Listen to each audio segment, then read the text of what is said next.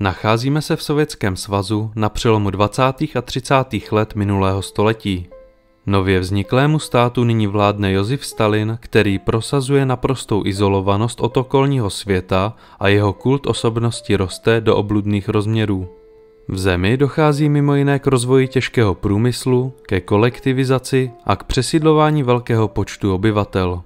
Pozadí našeho příběhu bude postaveno na násilné kolektivizaci zemědělství a na snaze státních orgánů kolektivizaci prosadit v jedné malé obci.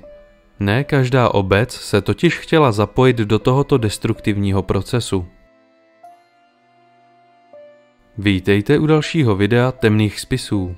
V tomto videu se podíváme na příběh ruského chlapce Pavlíka, který se díky své násilné smrti stal mučedníkem Sovětského svazu.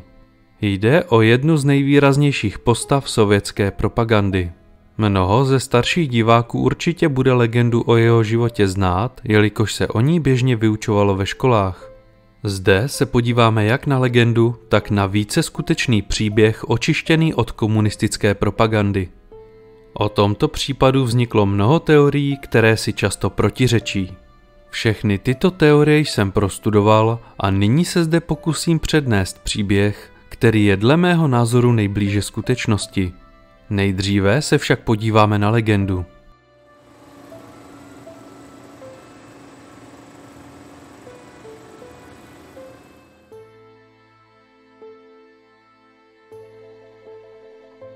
Většina lidí, která případ Pavlíka Morozova zná právě propagandistický příběh, který skutečný případ vraždy zastínil. V této kapitole si stručně nastíníme tento známý propagandistický příběh. Tento příběh říká, že v roce 1931 žil v jedné odlehlé sibiřské obci Gerasimovka 13letý chlapec ruské národnosti Pavlík Morozov. Pavlík byl velice nadaný žák místní základní školy a člen místní pionýrské organizace. Hodně četl a zajímal se o kulturní pokrok v Sovětském svazu. Jako pionýr byl taktéž velice aktivní a byl propagátorem kolektivizace zemědělství. Jeho otec byl předseda místního sovětu, který kolektivizaci odmítal a naopak pomáhal velkostatkářům alias kulakům. Pavlík totiž pocházel z rodiny kulaků a jeho děda a všichni ostatní příbuzní byli vlastníci půdy, kterou nechtěli vložit do kolektivního družstva. Pavlík se dlouho snažil lidem v obci vysvětlit výhody kolektivního hospodářství, ale nepochodil a proto se rozhodl udat svého otce tajné policii. Podle něj měl na celé situaci největší vinu, jelikož byl v nejdůležitější obecní funkci a navíc pomáhal zdejším kulakům ukrývat vypěstované obilí. Taktéž se měl dopouštět i jiné trestné činnosti, jako například falšování dokumentů a neplnění státních odvodů naturálií. Otec byl zatčen a Pavlík ho u soudu usvědčil ze všech zmíněných zločinů. Tím se z něj pro jeho dědu, strýce a bratrance stal nepřítelem číslo 1 a proto se rozhodli ho odstranit. Pavlík se začátkem září 1932 vydal se svým mladším bratrem do lesa nazbírat lesní plody. Tam je měl zavraždit jejich 19letý bratranec Danila společně se svým dědou. Pachatelé však byli rychle zadrženi a byli odsouzeni k vysokým trestům. Díky oběti mladého pionýra se podařilo v obci dokončit kolektivizaci, což vedlo k hospodářskému rozvoji obce Gerasimovka.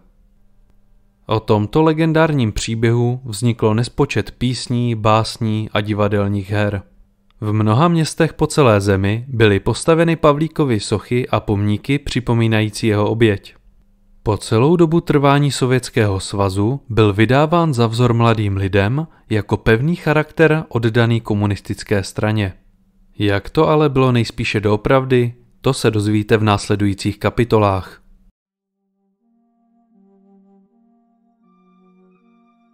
V této kapitole se podíváme na fakta, která jsou shodná ve všech verzích skutečného příběhu a začneme úplně od začátku.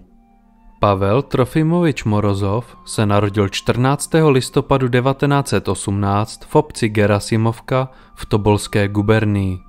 Gerasimovka byla v té době extrémně chudá obec a svědectví o této situaci nám poskytují dobové zápisky místního učitele. Tehdy jsme neměli ani ponětí o rádiu a elektřině. Seděli jsme po večerech u lucerny a starali se o petrolej. Neměli jsme ani inkoust a proto jsme psali šťávou z červené řepy. Chudoba zde byla děsivá. Když jsme my, učitelé, začali chodit od domu k domu a zapisovali děti do školy, tak se ukázalo, že mnoho z nich nemá žádné oblečení. Děti seděly nahé na postelích a přikrývali se hadry. Děti lezly do pece, aby se zahřály v popelu. V obci se v té době nenacházelo žádné místní sdružení pionýra. Pavlík tedy nemohl být pionýrem, jak nám předkládá oficiální příběh.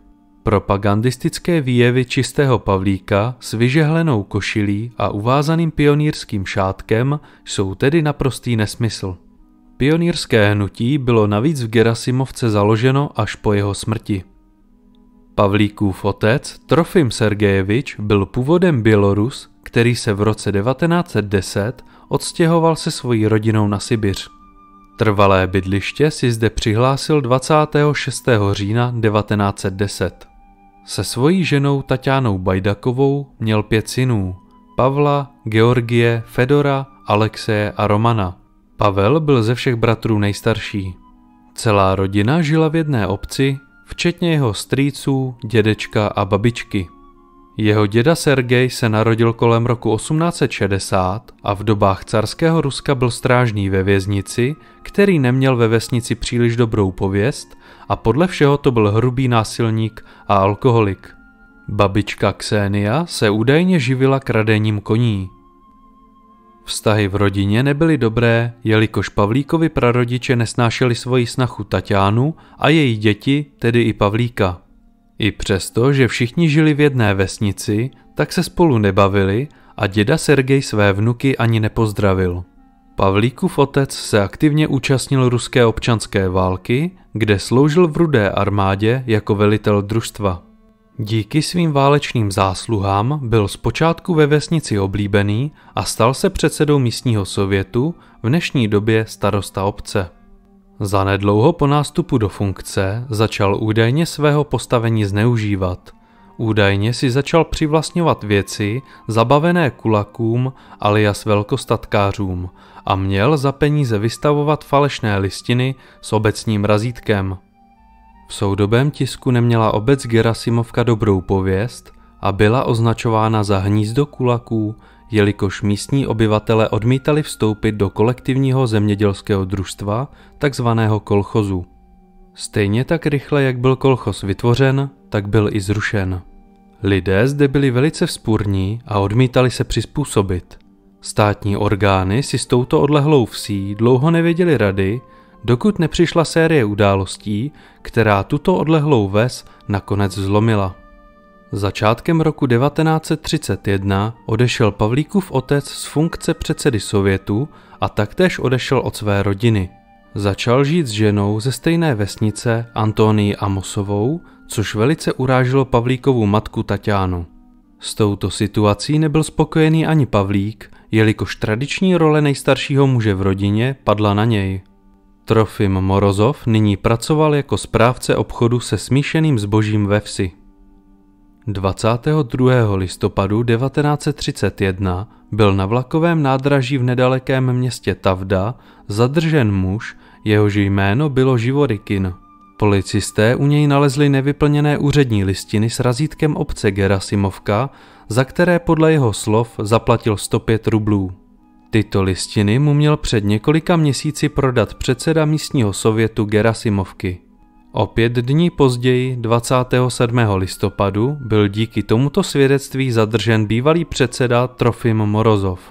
Ten byl následně obžalován a u soudu vypovídala jeho bývalá žena Taťána a syn Pavlík. Taťána byla na Trofima velice naštvaná a vypověděla, že k falšování úředních listin docházelo a že pomáhal uprchlým kulakům z Ukrajiny. Pavlík u soudu vypověděl, že jeho otec byl hrubý násilník a nezodpovědný člověk, jelikož opustil svoji rodinu. Musíme však vzít v potaz, že šlo o výpověď 13letého, údajně slabomyslného chlapce. Trofim byl odsouzen k 10 letům nucených prací a údajně se měl podílet na stavbě Bělomořsko-Baltského kanálu. Po odpykání trestu byl propuštěn a byl nucen se usadit v nedalekém městě Tjumeň. O jeho dalším životě nemáme žádné zprávy. Díky této události se rodina dostala v roce 1932 do hledáčku sovětských policejních orgánů. Konkrétně se o dění ve vsi začala zajímat tajná policie OGPU. Nyní jsme si představili příběh rodiny Morozovů a dostáváme se přímo k Pavlíkovi. Jeho učitelka Zoja Kabinová vzpomínala na Pavlíka jako na žáka, který na učivo neměl čas, jelikož se musel starat o zabezpečení rodiny. Po odchodu jeho otce se stal nejstarším mužem rodiny, za kterou nyní nesl odpovědnost. Celé dny se prý staral o hospodářství a ve škole tak často chyběl. Podle mnoha dalších svědectví byl Pavlík mírně mentálně zaostalý a nevěděl, co smí a co nesmí říkat. Jeho spolužačka vypověděla, že Pavlík byl fyzicky velice slabý a byl často nemocný. Taktéž prý koktal a často mu nebylo rozumět, jelikož mluvil napůl rusky a napůl bělorusky.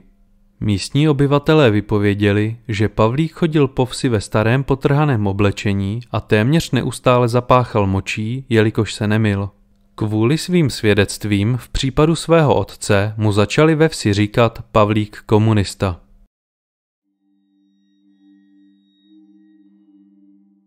Druhého září 1932 odcestovala Pavlíkova matka do města Tavda prodat tele. Ve městě se měla zdržet 3 dny a Pavlík se měl starat o domácnost. O den později se Pavlík vydal se svým 9letým bratrem Fedorem do kostela ve vedlejší vsi, kde se setkali s tamnějším popem.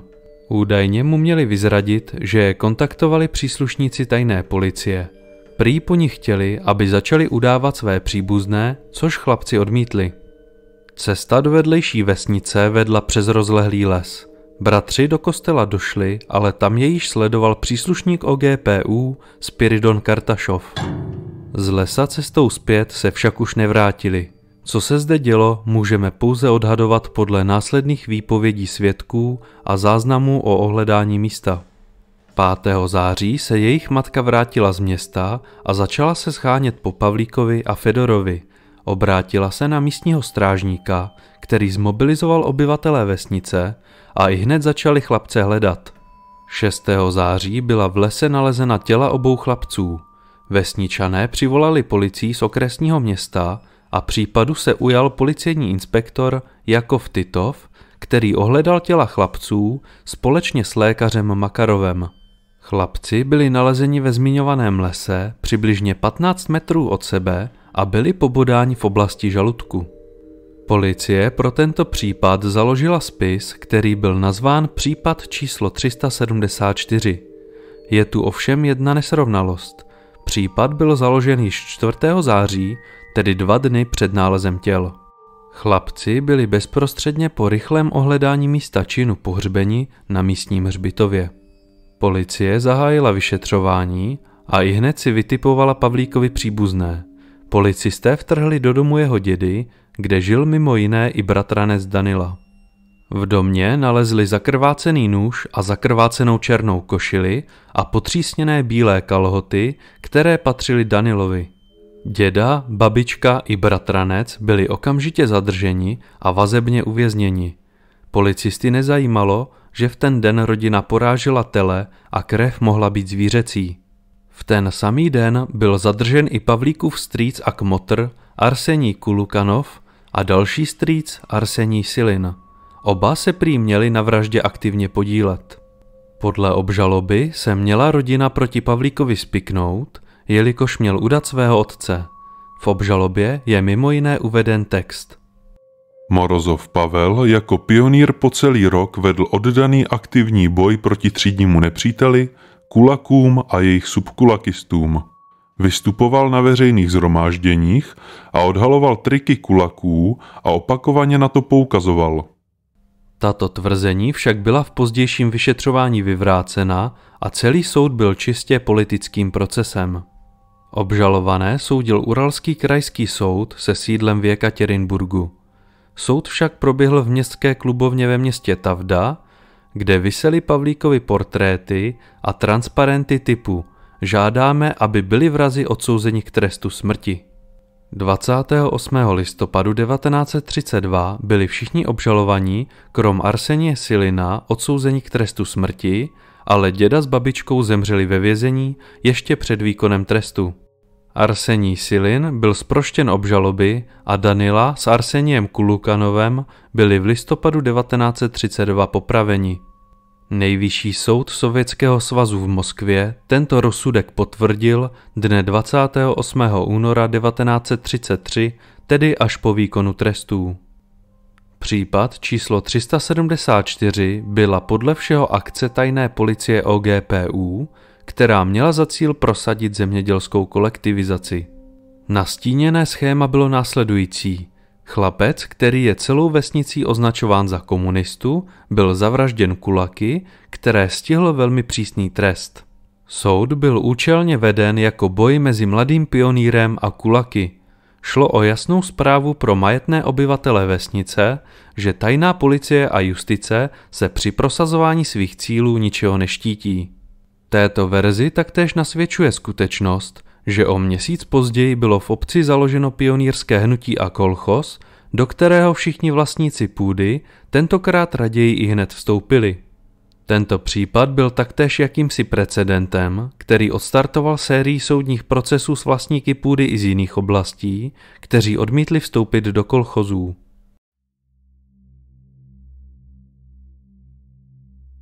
V této kapitole se podíváme na dva momenty, kdy byl případ vraždy Pavlíka oficiálně znovu otevřen a taktéž na osud rodiny Morozových.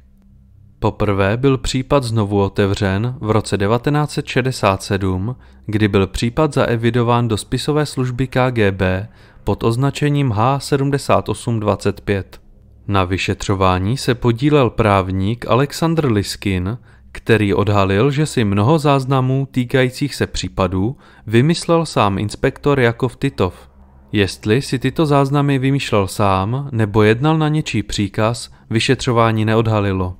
Liskin se v roce 1995 opět pokusil poodhalit skutečné pozadí případů a požádal úřady ve Sverdlovské a Tjumeňské oblasti, aby mu poskytli dobový opis z trestního rejstříku Pavlíkova otce. Úřady mu opis neposkytli a sdělili mu, že byl nejspíše skartován.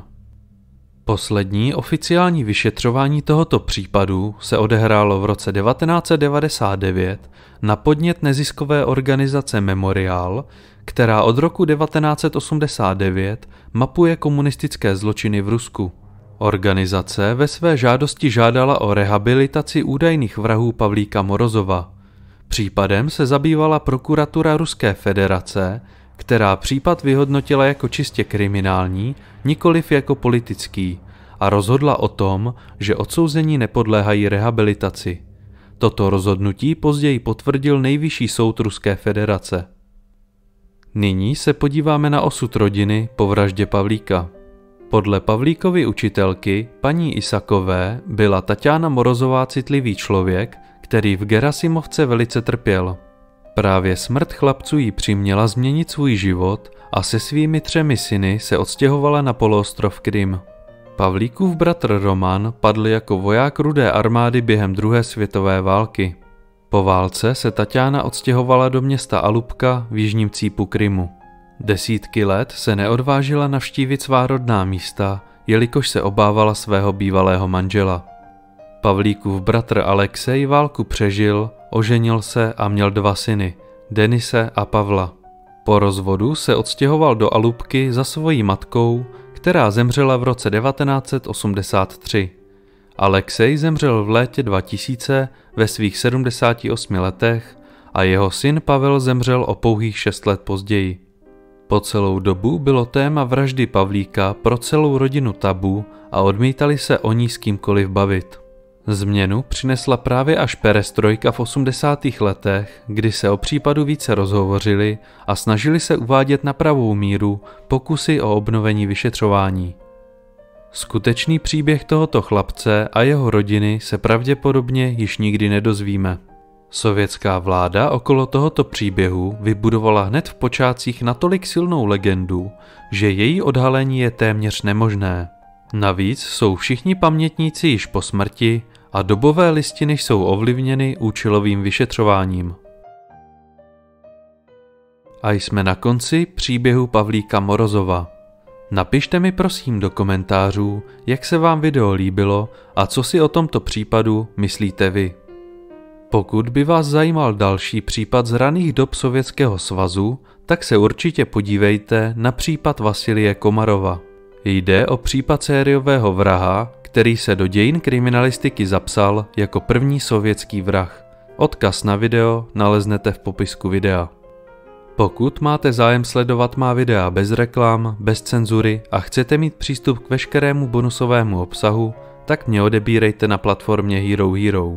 Odkaz naleznete taktéž v popisku videa. Děkuji vám za sledování mého videa. Doufám, že jste se dozvěděli opět něco nového a pokud se vám moje tvorba líbí, tak mi tam hoďte odběr. Moc mi to pomůže v rozvoji tohoto kanálu.